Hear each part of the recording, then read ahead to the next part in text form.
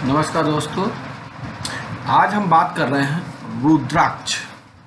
जैसा आपने सुना होगा, रुद्राक्ष एक वृक्ष होता है, शंकर जी का प्रिय होता है। इसीलिए रुद्राक्ष या वृक्ष ना होकर बनारस में एक कन्वेंशन सेंटर की स्थापना की गई है। एक तरीके का सभागार है। तो आज उसी के हम बारे में बात करेंगे। एक इवेंट हुआ था अभी कुछ दिनों पहले, उसी को लेकर चर्चा करते हैं। तो रुद्राक्ष क्या है? अंतर्राष्ट्रीय सहयोग एवं सम्मेलन केंद्र, उसका नाम रखा गया है रुद्राक्ष, जगह का नाम। अब रुद्राक्ष क्यों रखा गया है? ये बनारस में स्थापित किया गया है रुद्राक्ष सेंटर। और बनारस देखा जाए, दूसरा नाम काशी है, और काशी का मतलब होता है शिव का निवास स्थान। तो शिव का काशी विश्वनाथ वहाँ पर मंदिर है, बहुत फेमस है। इसकी पहचान बनारस से है। बनारस की दूसरी पहचान गंगा के घाटों के लिए प्रसिद्ध है। गंगा के प्रसिद्ध घाट बनारस में पाए जाते हैं, और कहा जाए इसे मंदिरों की नगरी भी कहा जाता है बनारस को। बनारस का पान बहुत प्रसिद्ध है। तो उसी विश्व प्रसिद्ध बनारस में एक और नायाब तोहफा माननीय प्रधानमंत्री नरेंद्र मोदी के द्वारा दिया गया, जिसका नाम है रुद्राक्ष कन्वेंशन सेंटर। तो बनारस पूरी शिव की नगरी है, शिव से संबंधित है। तो उसी पहचान को ध्यान में रखते हुए इस सेंटर का नाम रुद्राक्ष रखा गया। तो रुद्राक्ष जो है वो शिव जी का सिंबल है, और उसका जो आकार है वो रुद्राक्ष के रूप में स्थापित किया गया है। माननीय प्रधानमंत्री जी ने रखा था, इसका आधारशिला इसकी रखी थी। और इसमें तो उनका जो नाम रुद्राक्ष रखने के पीछे जो उद्देश्य था वो शिव से था। शिव का प्रतीक है रुद्राक्ष। उसी प्रतीक के नाम पर इसका आकार जो दिया गया वो रुद्राक्ष जैसा ही है। पूरा शेप दिया गया इस बिल्डिंग का, वो रुद्राक्ष जैसा दिया गया है। क्योंकि रुद्राक्ष और शिव एक दूसरे के बिना अधूरे हैं, एक दूसरे का दोनों प्रतीक हैं। इसी प्रतीक को ध्यान में रखते हुए इस सेंटर का नाम रखा गया रुद्राक्ष। तो अब हम बात करते हैं रुद्राक्ष के बारे में, कुछ पॉइंट्स पर बात करते हैं। शिवलिंग की आकृति नुमा ये बना कन्वेंशन सेंटर बनारस के सिगरा में बना है। तो क्वेश्चन आ सकता है कि रुद्राक्ष कन्वेंशन सेंटर कहाँ स्थित है? तो रुद्राक्ष कन्वेंशन सेंटर बनारस के सिगरा नाम स्थान पर बना है। ये 2 मंजिला भवन है। ये 7 एकड़ जमीन पर फैला हुआ है। इसमें 1200 लोगों के बैठने की क्षमता है। इसका नाम बनारस शहर के मिजाज के अनुरूप ही रखा गया है। बता दें कि इस कन्वेंशन सेंटर में स्टील के 108 रुद्राक्ष के दाने भी लगाए गए हैं, क्योंकि सनातन परंपराओं के मुताबिक रुद्राक्ष की माला में 108 दाने होते हैं। इसकी छत शिवलिंग के आकार में बनाई गई है।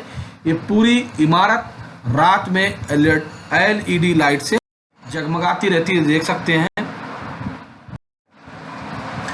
तो इसमें एक ये संक्षिप्त उसकी जानकारी है कन्वेंशन सेंटर की। इसमें क्या क्या है? 3 एकड़ यानी कि 13,196 स्क्वायर फीट जमीन में निर्माण हुआ है। और कन्वेंशन सेंटर में बता चुके हैं रुद्राक्ष लगे हुए हैं। एक इसमें मीटिंग हॉल है, इसमें 150 लोग बैठ सकते हैं 2 मीटिंग हॉल में। एक VIP कक्ष, 4 ग्रीन रूम है। एक गैलरी बनाई गई है इसमें, जिसमें हम समय समय पर विश्व की जो प्रदर्शनी लगती है वो प्रदर्शनी लगा सकते हैं। और 120 किलोवाट का एक सोलर प्लांट भी इसमें लगाया गया है। तो इस सेंटर बनाने का मकसद क्या है? इस प्रोजेक्ट का उद्देश्य बनारस में अंतर्राष्ट्रीय सम्मेलन में लोगों को सामाजिक और सांस्कृतिक संवाद के अवसर देना। यानी कि कोई भी अगर अंतर्राष्ट्रीय प्रोग्राम कोई हो रहा है, सांस्कृतिक प्रोग्राम हो रहा है, कोई गोष्ठी हो रही है, तो उसके लिए एक स्पेस उपलब्ध रहेगा, जिससे वहाँ क्षेत्रीय लोग लाभान्वित हो सकते हैं। ये अंतर्राष्ट्रीय सम्मेलन, प्रदर्शनियों, संगीत समारोह, अन्य कार्यक्रम के आयोजन के लिए उचित, और इसके गलियारों को चित्र से सजाया गया है। इसकी स्थापना की शुभगाहट साल 2015 में जापान के PM Shinzo Abe PM Modi के साथ बनारस आए थे। उसी वक्त इस कन्वेंशन सेंटर की नींव रखी गई थी।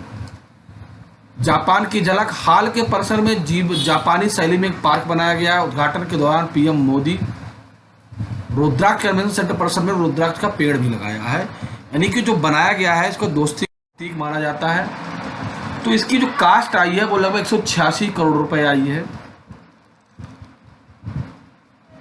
बाकी हम बता चुके हैं आपको कि इसकी छत जो है शिवलिंग के आकार की है, 12 श्लोक क्षमता है। तो रुद्राक्ष बनने में समय लगा, इसमें क्या क्या किस किस का योगदान रहा, कैसे बना। तो रुद्राक्ष को जमीन पर उतारने के लिए जापान का भी बहुत बड़ा योगदान रहा है। रुद्राक्ष को जापान इंटरनेशनल कोऑपरेशन एजेंसी ने फंडिंग किया था। डिजाइन जापान की कंपनी ओरिएंटल कंसल्टेंट ग्लोबल ने किया था और इसका निर्माण का भी काम जापान की फुजिता कारपोरेशन नाम की कंपनी ने किया था। तो पूरी तरीके से देखा जाए फंडिंग, डिजाइनिंग और डेवलपमेंट पूरा जो किया था वो जापान की संस्थाओं ने किया था। इसमें जापान का बहुत बड़ा योगदान था। रुद्राक्ष में छोटा जापानीज गार्डन बनाया गया है। 110 किलोवाट की सोलर प्लांट लगाया गया है। बीआई रूप से आने जाने वाले रास्ते भी अलग हैं। रुद्राक्ष को वातानुकूलित बनाए रखने के लिए इटली के उपकरण लगे हैं। दीवारों पर ईंट भी ताप को रोकते हैं और कंक्रीट के साथ फ्लाई ऐश का इस्तेमाल किया गया है। निर्माण और उपयोग की चीज़ों को देखते हुए green rating for integrated habit असिस्टमेंट की ओर से रुद्राक्ष को ग्रेडिंग 3 मिली है। रुद्राक्ष में कैमरा, सुरक्षा के पुख्ता इंतजाम है। आग से भी सुरक्षा के उपकरणों पर विशेष दिया गया है। तो देखा जाए रुद्राक्ष कन्वेंशन सेंटर जो है वो भारत और जापान की एक मिसाल है, दोस्ती का प्रतीक है। और जब इसकी दोस्ती की नींव रखी गई 2015 में, तो एक दोस्ती के नाते ही रखी गई थी और उस समय बनारस में आए थे उन्होंने। तो इस दौरान पीएम के बीच कन्वेंशन सेंटर को चर्चा हुई थी।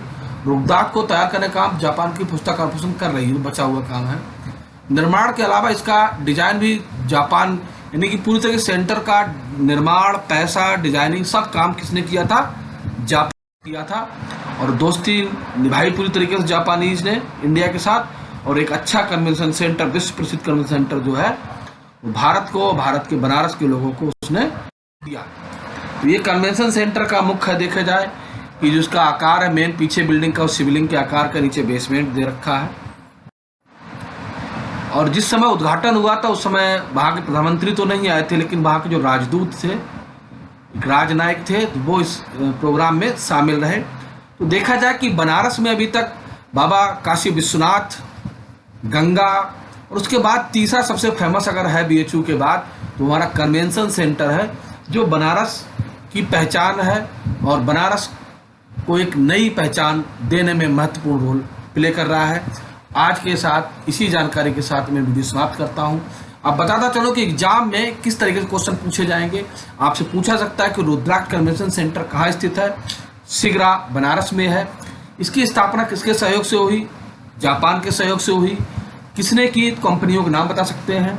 तो इस तरीके से कब इसकी नींव रखी? 2015 में रखी गई थी और उद्घाटन इसका जुलाई 2021 में हुआ था। तो संबंधित बहुत सारे क्वेश्चन आपसे पूछ सकते हैं। तो ये आपके यूपीएससी और दूसरे जो जनरल कॉम्पिटिशन है उसमें क्वेश्चन के सवालों के जवाब आपको इस वीडियो से मिल सकते हैं। इसी के साथ ये वीडियो समाप्त करता हूँ। नमस्कार।